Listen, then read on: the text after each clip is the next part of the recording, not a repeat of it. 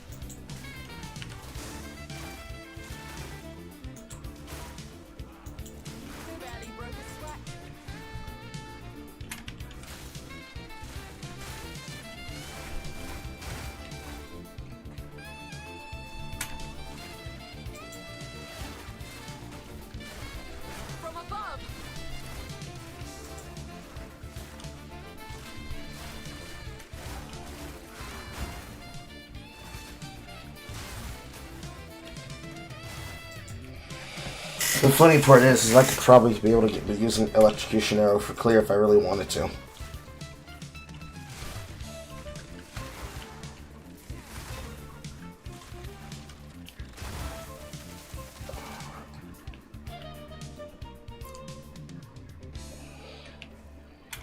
I'm pretty sure Ice-Tipped Arrows is strong enough that I could get away with it.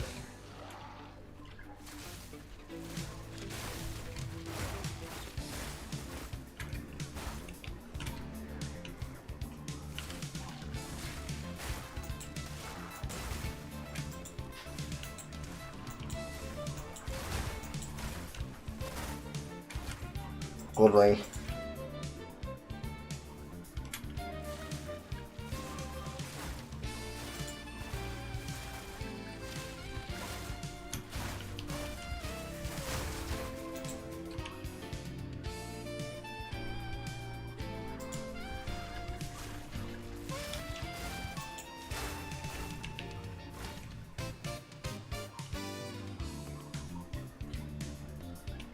Why have I not found a single monkey house?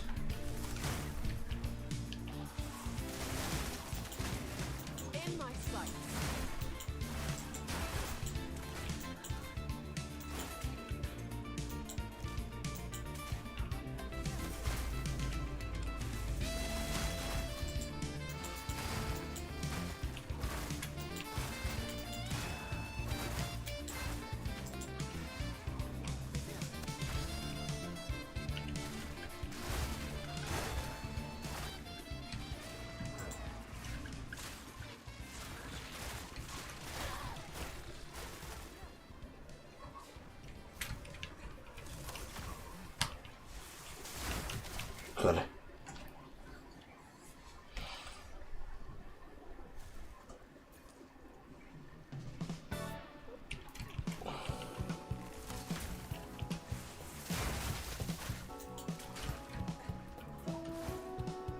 Wait a minute.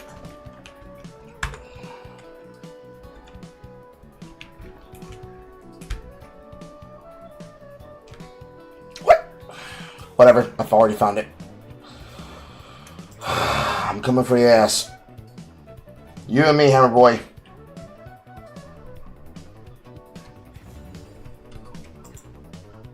Coral, why are you upset? Because I'm not supposed to be here. Usually, Molten Vault of Kamasa is not in the zone. At least not in that section of the zone. The game has decided to see fit to re-put him into the back corner. I haven't even crossed the bridge yet. So I haven't even gone towards the Shambler and the ambush instance. So I shouldn't be here. And yet I'm here. Whatever.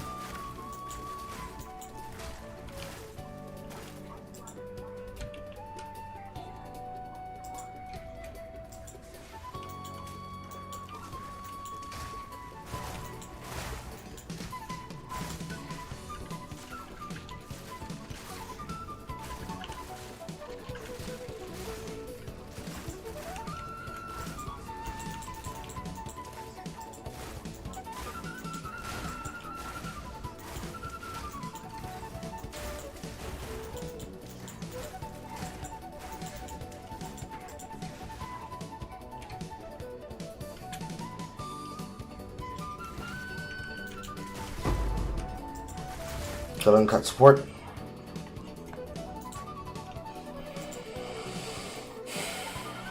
Pierce, long shot, outspite.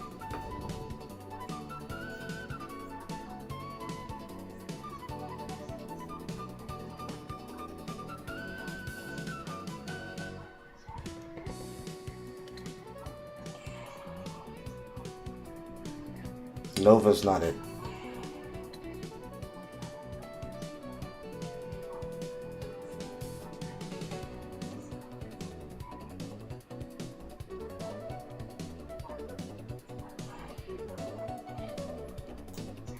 I don't know if Spectral Ball is the way.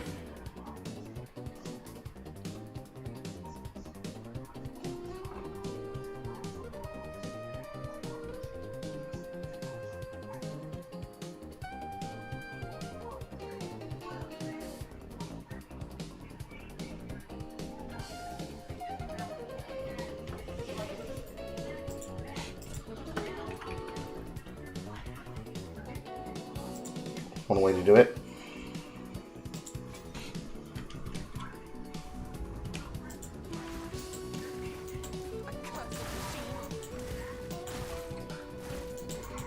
shot.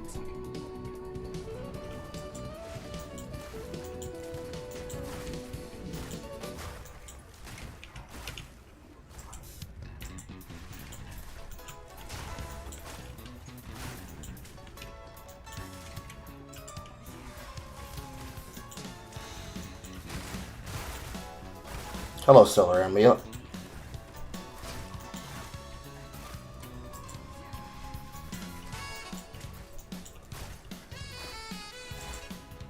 No mana.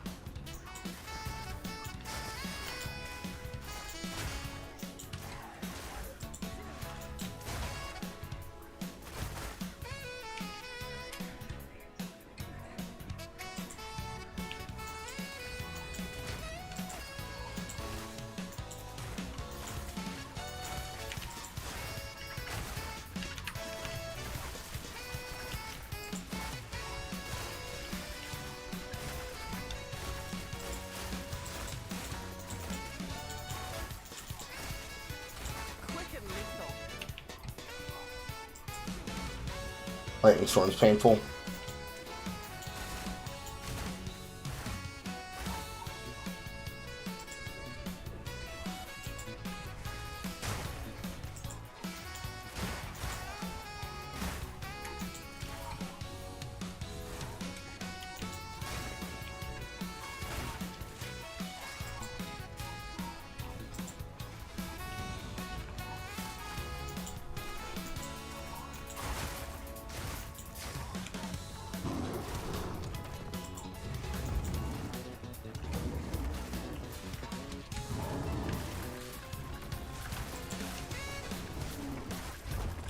Ow. What is with this optimal rotation speed you are giving these people?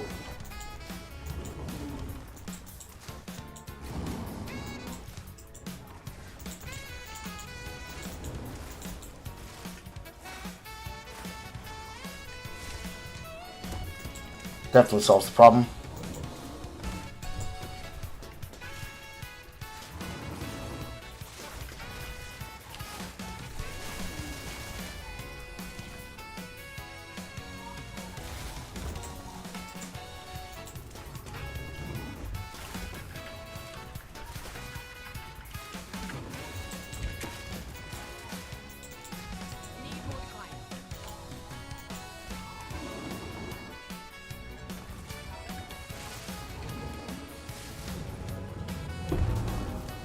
Okay. Too bad that didn't work for me.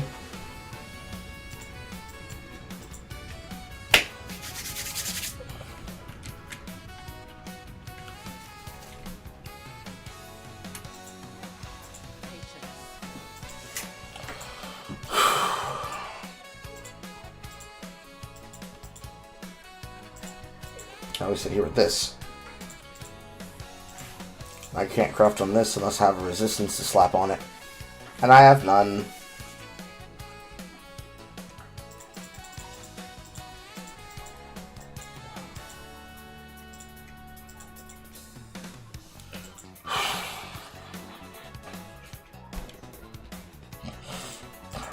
Ow.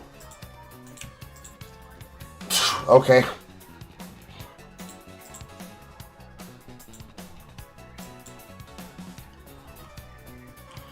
I was just hoping to see if it had trash on it. Ow. Well, that's exactly what I said was going to happen because I made that mistake, didn't I? Didn't I? Didn't I?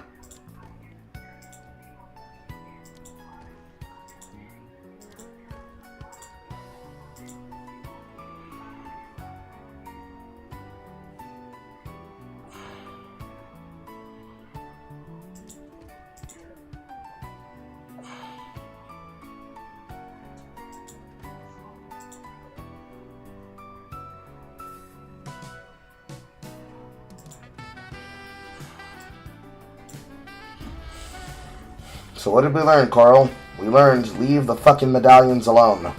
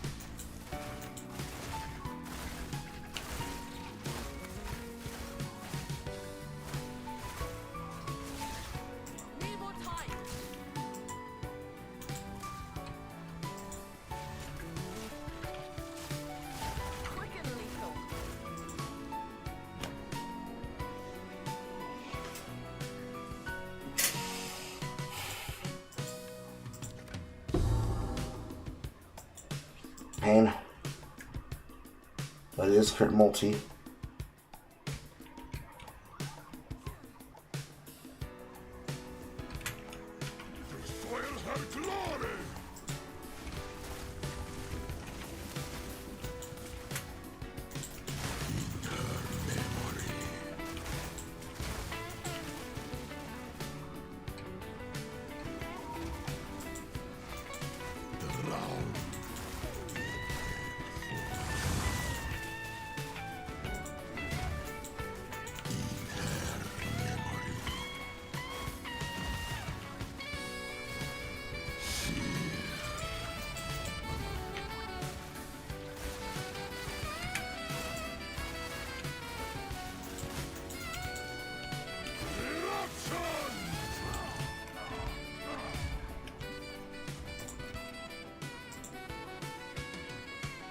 Add augment.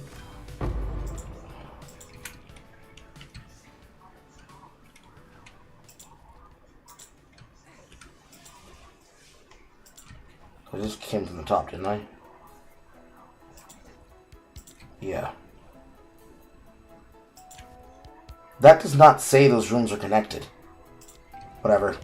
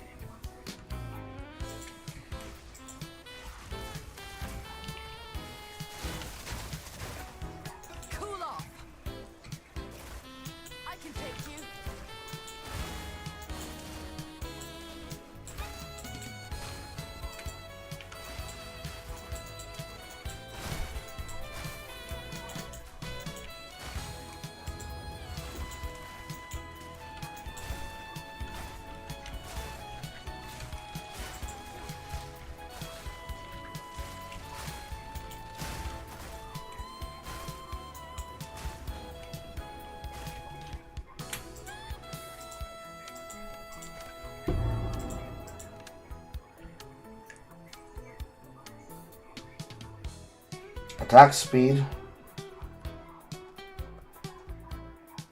crit multi, mana per kill.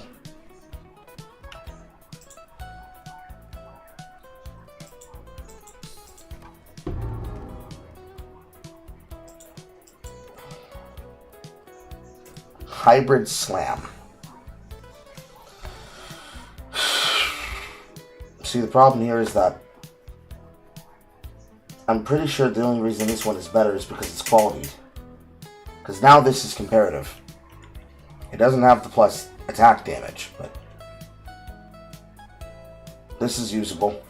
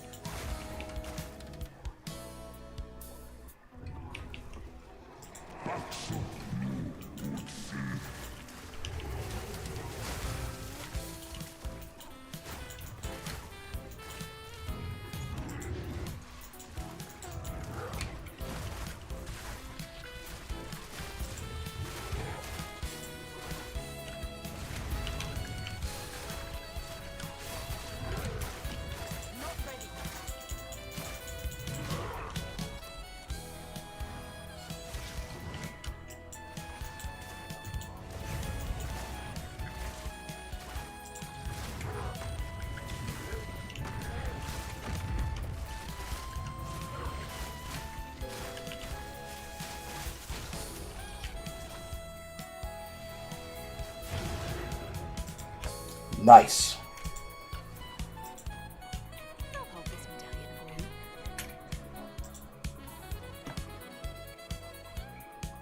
Here.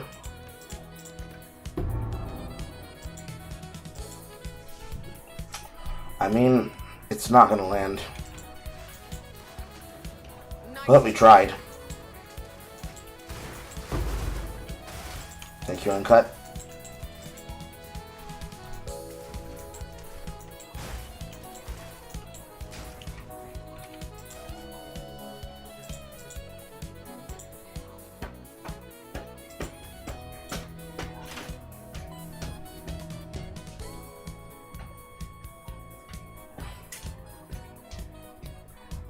We might have to go Siphon a little.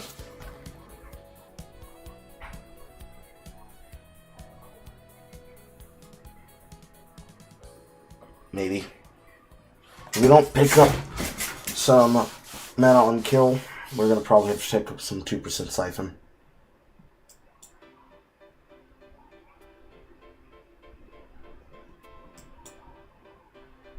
I don't feel like we need to go towards days. It can be nice to go towards tenfold attacks, but this is if you've been hit recently instead of hitting. We do not need to go towards Deep Trance, because I'm not even sure necessarily if we even need to get all this damage here for in the Juggler. Certainly for critting a lot, increased damage is nice. That's a long way to go for nothing.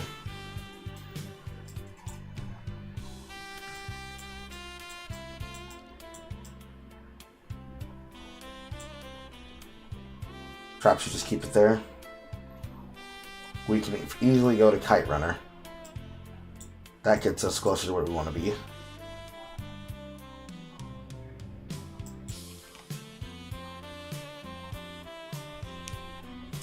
Empowered attacks gain 16% of damage as extra cold. Empowered freeze build up. Empowered freeze build up.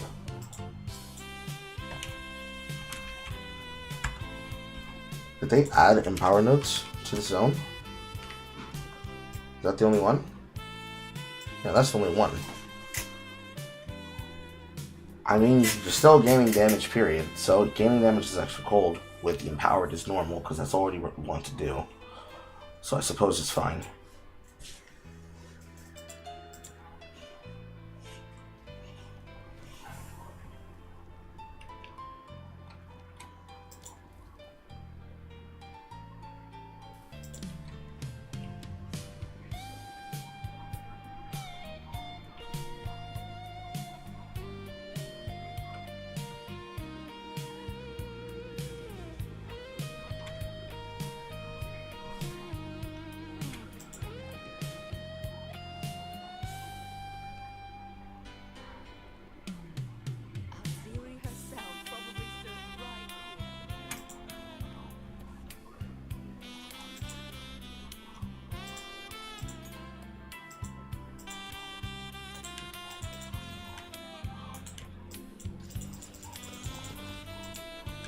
Yeah. It's not quite the same. We'll be alright. This goes into downgrades.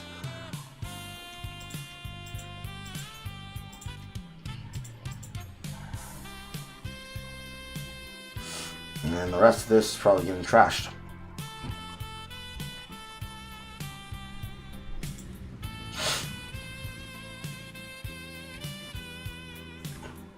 I got a new bow for your ass, Matt Cole.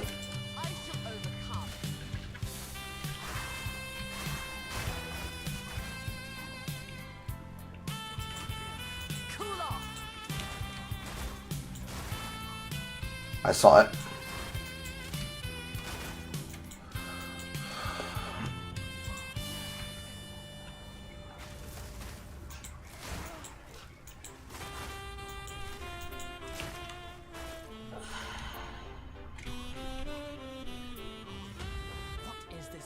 Doing.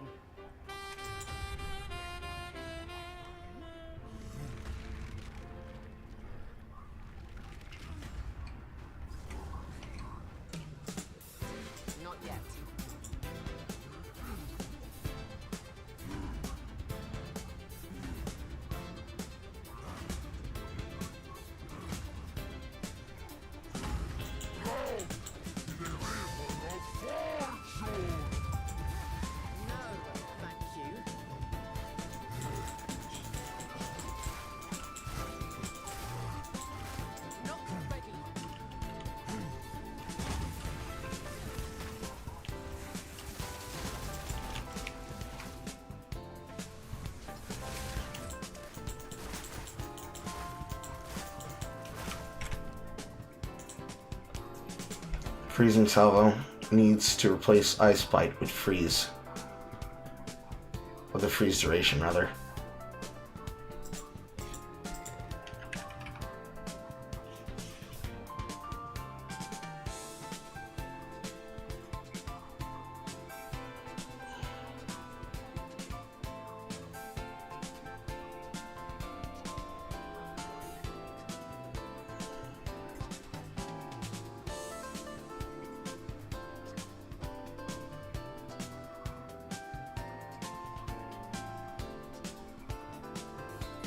Enemy for frozen by supported skills have armor broken equal to 100% of physical damage taken while frozen.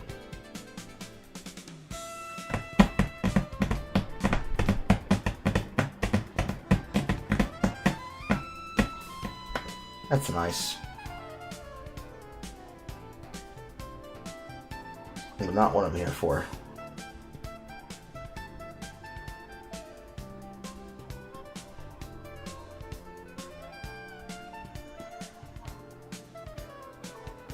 Although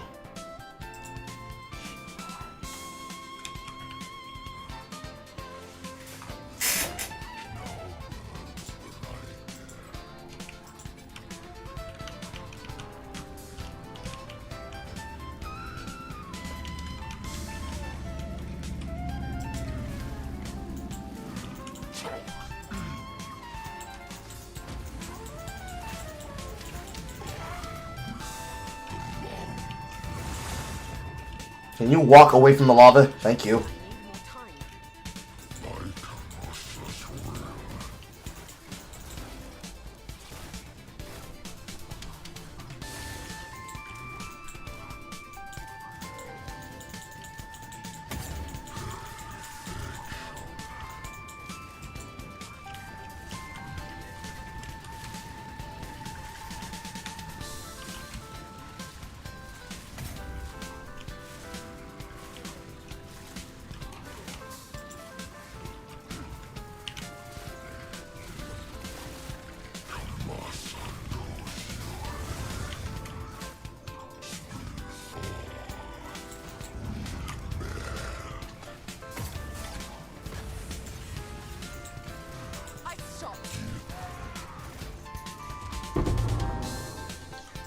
Meganord.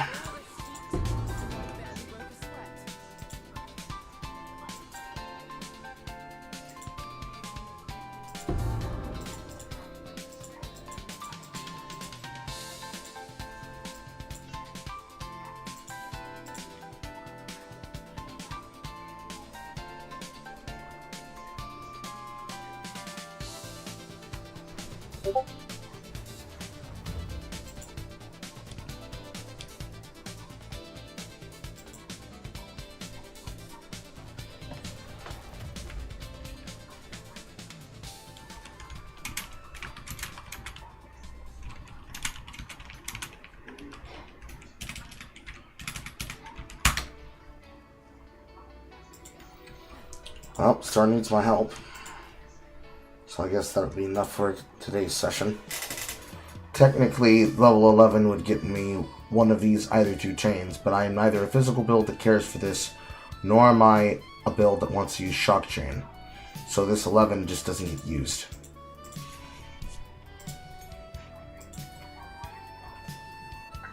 I take the Brittle. Enemies that are frozen by supported skills. They get frozen.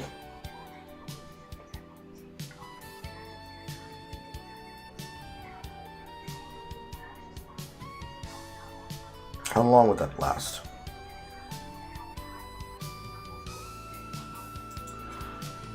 Probably going to here.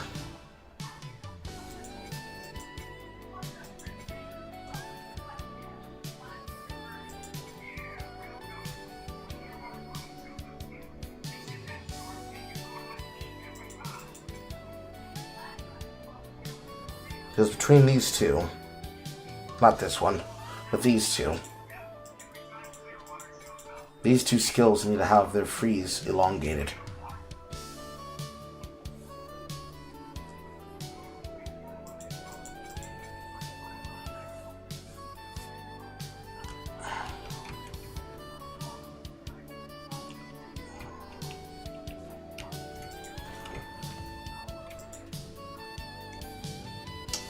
That's a high roll, Megnord. But you're a fucking one charm.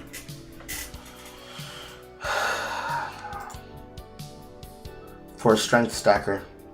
Not this one.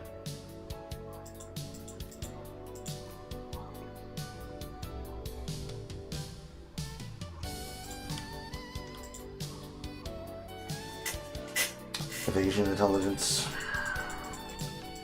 I don't get to have fun ring items until I have my stats filled.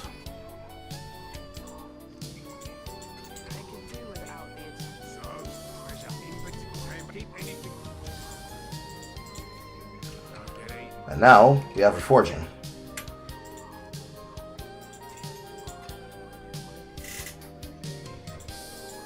We have a collarbone. We got an armor. It's a low roll physical and a medium high roll hybrid alongside a T10 fire. Not much you can do about that. Sock it in.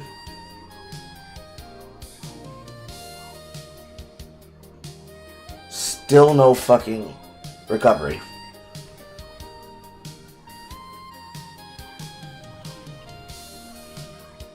In this situation, I'll put the cold inside of it to give it some more stat. Because that's the only valuable thing I can do with it.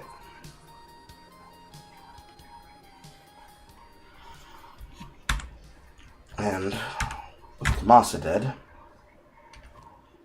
I have not tagged the other side of Kopek or Utsal, so that'll just be left for tomorrow or when I get back.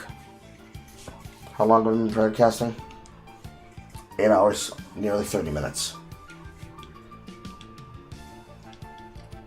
It is what it is. It is what it is.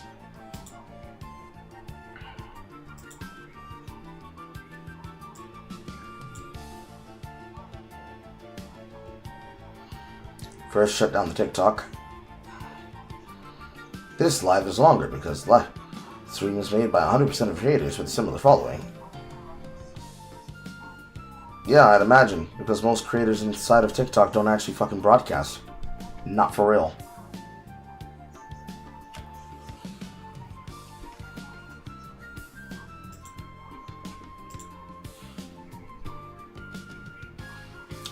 And as for this broadcasting, ow, you all know where to find me. You know how to get in touch with me.